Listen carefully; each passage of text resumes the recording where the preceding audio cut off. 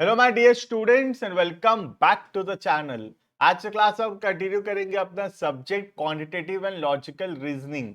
इसके अंदर हम पिछले वीडियो के अंदर पढ़ रहे थे सिंपल इंटरेस्ट। सिंपल इंटरेस्ट का ऑलरेडी एक वीडियो अपलोड हो रखा है, तो जो भी चैनल में नया है पहला वीडियो देख लेना। उसमें बेसिक फॉर्मूलाज पढ़ाए गए हैं और कुछ बेसिक क्वेश्चंस कराए गए हैं। आज से क्लास में हम आगे बढ़ेंगे और कुछ और क्वेश्चंस प्रैक्टिस करेंगे। तो स्टार्ट करते हैं क्वेश्चन नंबर 11 से। ठीक है, देखना। A certain sum of money gets doubled in 8 years। तो 8 साल में पैसा डबल है ना, जैसे हेरा फेरी में 21 दिन में पैसा डबल, वैसे यहाँ पे 8 साल में पैसा डबल। ठीक है। In how many years the money will be four fold, मतलब 4 गुना कब हो जाएगा। ठीक है, तो सबसे पहली बात सोच लो, अगर प्रिंसिपल अमाउंट P है तो P डबल हो गया, मतलब 2P हो गया। इसका मतलब यहाँ प्लस P हुआ है, तो ये प्लस P क्या है, ये सिंपल इंटरेस्ट है तुम्हारा। तो सिंपल इंटरेस्ट जो है वो P होता है कितने सालों में, 8 सालों में। ठीक है, तो पहले हम निकालेंगे रेट ऑफ इंटरेस्ट। तो सबसे पहला SI equals to P into R into T by 100। ठीक है, तो सिंपल इंटरेस्ट कितना है, जितना प्रिंसिपल है, क्योंकि principal plus simple interest equal to double हो गया है, तो जितना प्रिंसिपल था उतना सिंपल इंटरेस्ट मिल गया होगा। तो इसको ले लेता हूं P equals to P into R नहीं पता, सॉल्व करेंगे, इंटू टी पता है 8। तो सॉल्व हो जाएगा, ये R का वैल्यू आ जाएगा P इंटू 1/P इंटू 100/8। ठीक है, तो यहाँ आर आ जाएगा 12.5%। इसका मतलब आर कितना है, 12.5%। ठीक है, तो क्वेश्चन हमको बोला है कितने सालों में पैसा 4 गुना हो जाएगा। तो P को 4P बनने के लिए कितना चाहिए, 3P चाहिए। तो ये 3P क्या है, ये 3P हमारा सिंपल इंटरेस्ट है ना। 3 गुना सिंपल इंटरेस्ट मिलेगा और एक ओरिजिनल P, तो P प्लस 3P 4P बनेगा। तो 3P क्या है, 3P is the simple interest. तो 3P कितना सालों में मिलेगा, तो मैं लिख सकता हूं 3P equals to P into R पता चल गया है 12.5/100 इंटू टी। अब T का सॉल्व कर लेंगे, तो मैं लिख सकता हूं T equals to 3P into 1/P into 100/12.5। तो यहाँ P और P कैंसिल, 300/12.5 जो भी अमाउंट आएगा फटाफट सॉल्व करेंगे। 300 डिवाइडेड बाय 12.5 24। इसका मतलब 24 ईयर्स में पैसा जो है 4 गुना हो जाएगा। क्लियर है ये। नेक्स्ट नेक्स्ट हम देखेंगे 12। देखना 12 very important. A sum of money amounts to 1224। 1224 हो गया पैसा कितने सालों में, 2 ईयर्स में। एंड 1654 इन 3 ईयर्स, और 3 सालों में 1658 हो गया। Find the sum and the rate, कितना पैसा था निकालो, मतलब प्रिंसिपल अमाउंट निकाल दो और उसका इंटरेस्ट निकाल के रेट ऑफ इंटरेस्ट निकाल दो। ठीक है, तो क्या मैं ऐसे लिख सकता हूं, देखना।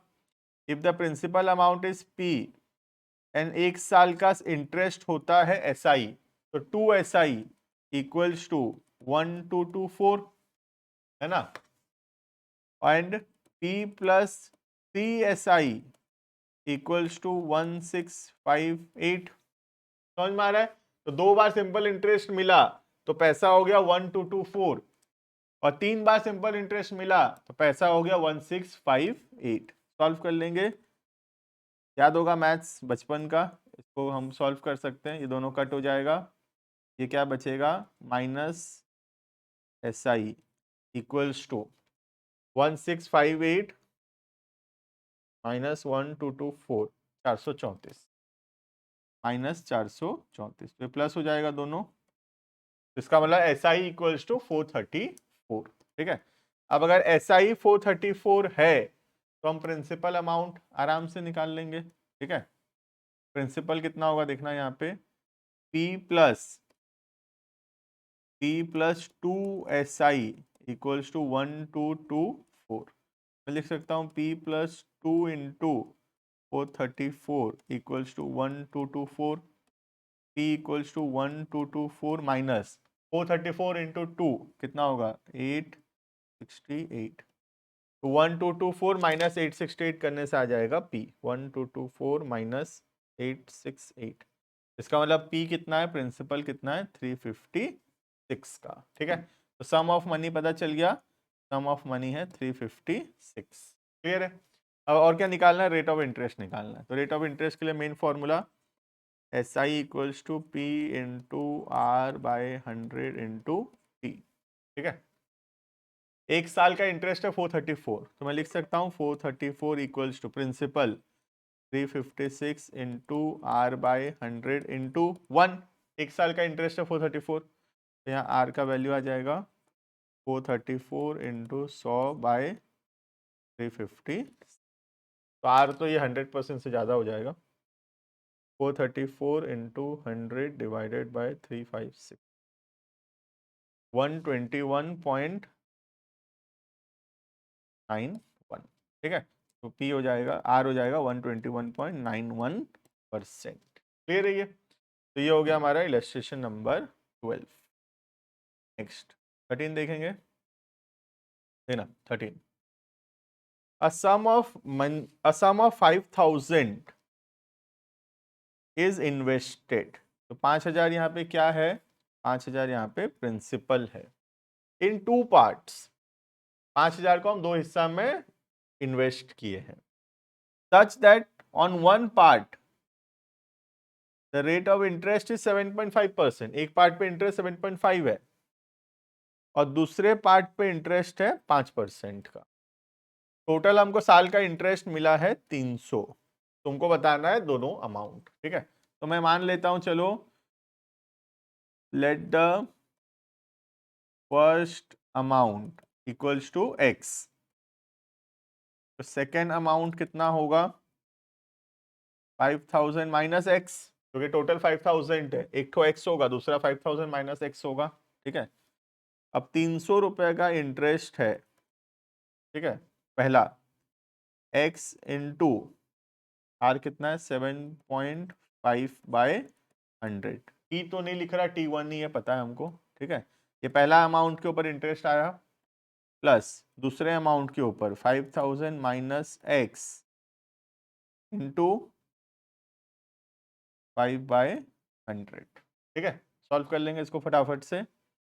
तो 300 equals to 7.5x by 100 plus 5,000 into 5 कितना होगा 25,000, 25,000 bye 100 minus 5x by 100। Clear है ये। तो यहाँ पे 100 एलसीएम लेंगे और x का वैल्यू सॉल्व करेंगे।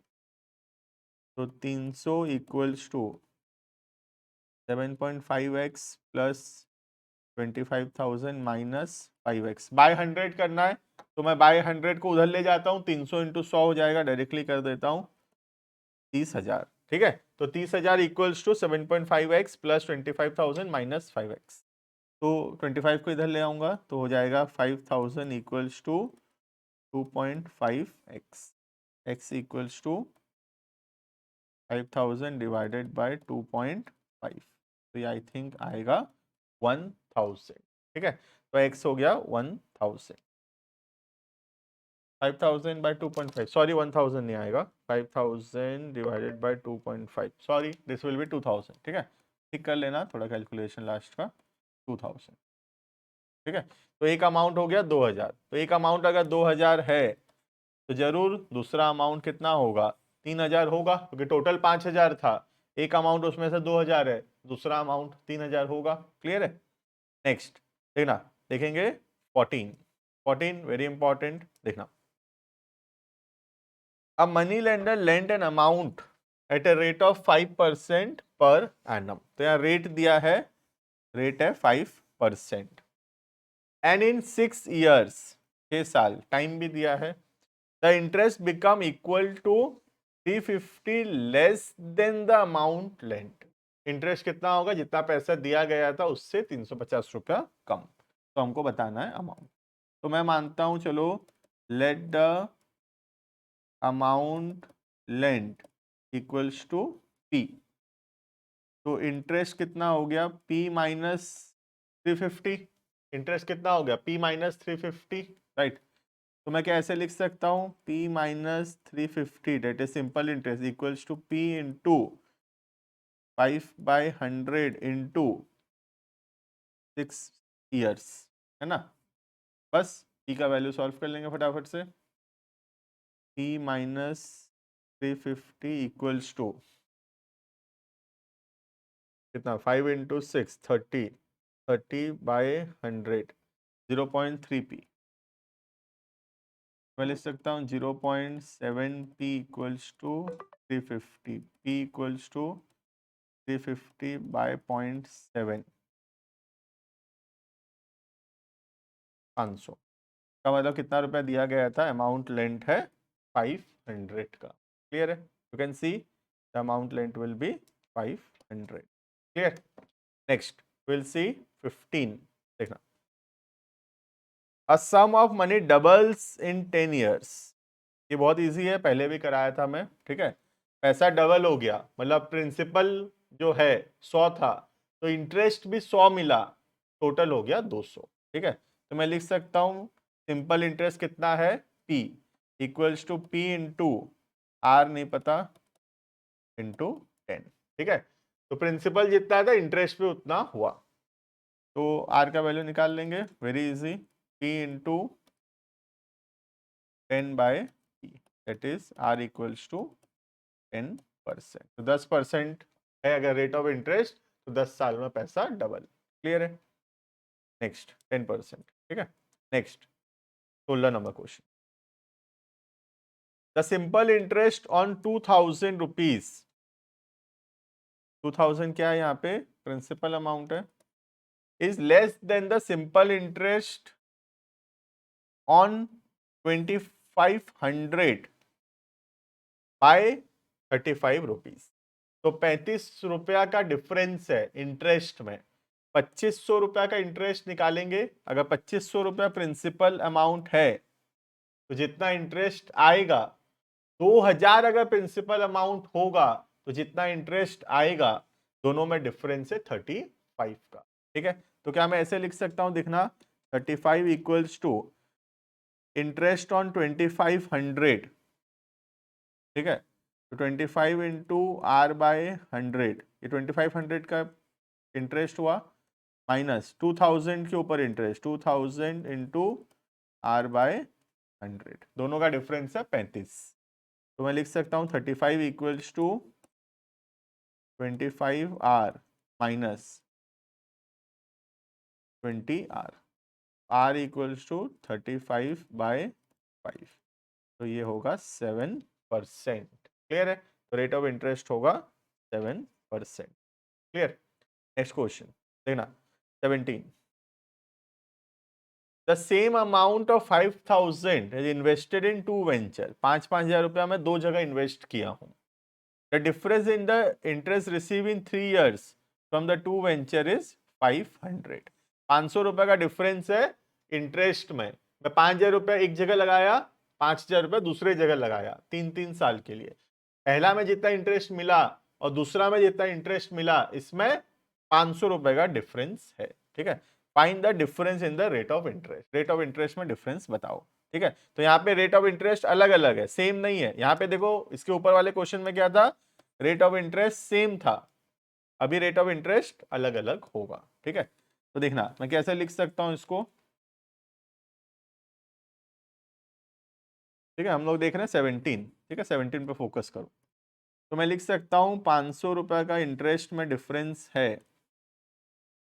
सबसे पहले जो पहला इन्वेस्टमेंट है मेरा 5,000, उस पर मैं R1 लेता हूं, उसका इंटरेस्ट को पता नहीं R1 कितना है, R1 मानता हूं। ठीक है, ये पहला का इंटरेस्ट हुआ, माइनस दूसरा का interest 5,000 into R2/100। Rate of interest अलग अलग है, सेम नहीं है, दोनों में R नहीं होगा, रेट ऑफ इंटरेस्ट अलग अलग है इसमें। ठीक है, तो सॉल्व करेंगे, R1 माइनस R2 हमको निकालना है। ठीक है, मैं लिख सकता हूँ 500 इक्वल्स टू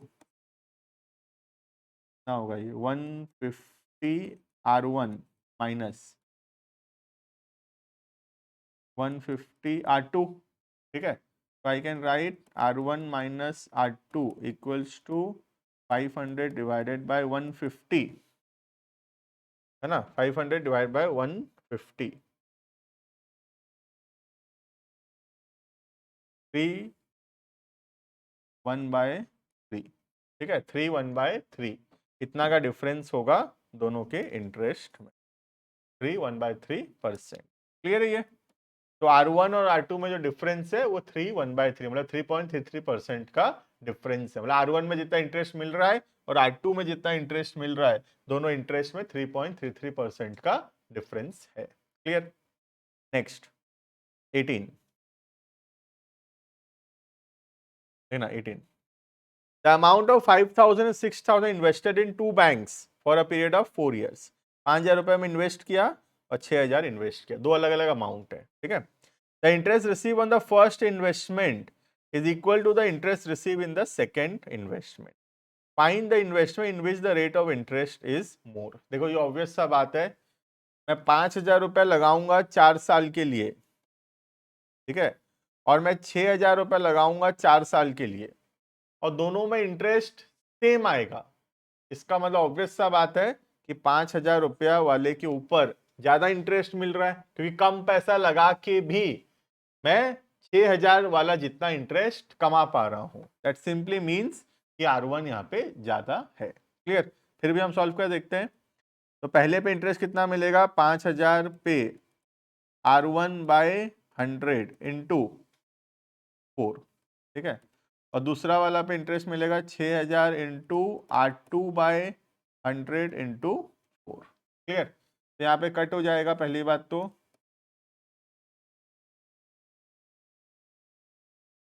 ठीक है। तो मैं लिख सकता हूँ 200 R1 equals to 240 R2। Clear? तो I can write R1 equals to 240 by 200 R2. That is R1 equals to 240 by 200, 1.2 R2। तो R1 जो है 1.2 R2 के बराबर है। That means R1 is higher than R2। Obvious सा बात है, R1 ज्यादा है R2 से, है ना, क्योंकि R1 जो है 1.2 R2 के बराबर है, मतलब R1 ज्यादा है R2 कम है। यही बताना था हमको, कौन सा ज्यादा है। तो आई कैन से R1 ज्यादा है और R2 कम है। क्लियर है ये? तो ये हो गया अप टू 18। दो क्वेश्चन तुम्हारे भरोसे रहा। एक हो गया हमारा क्वेश्चन नंबर 19, जो कि बहुत इजी है, आराम से हो सकता है। तुमको अगर डाउट है तो you can take the screenshot of the solution also. मेरा सॉल्यूशन यहाँ पे है, आंसर आएगा 3815.10 का, ठीक है। और इसके बाद ये रहा एक और क्वेश्चन तुम्हारे लिए होमवर्क, वो हुआ तुम्हारा इलस्ट्रेशन नंबर 20, ठीक है। आंसर आएगा इसका 15.78%। क्लियर है? तो ये दो क्वेश्चन होमवर्क रहा, करना है खुद से, कमेंट में जरूर से रिप्लाई करना है कि क्वेश्चन खुद से हुआ कि नहीं हुआ। 18 तो क्वेश्चन मैं करा दिया हूं, सिर्फ दो क्वेश्चन जो है वो तुम्हारे लिए होमवर्क रहा। क्लियर? तो this is all about the topic of simple interest. बाकी हम आगे टॉपिक्स पढ़ेंगे। जो नेक्स्ट टॉपिक है रेशियो एंड प्रोपोर्शन, वो हम नेक्स्ट क्लास के अंदर स्टार्ट करेंगे। अभी के लिए इतना। Thank you and bye bye.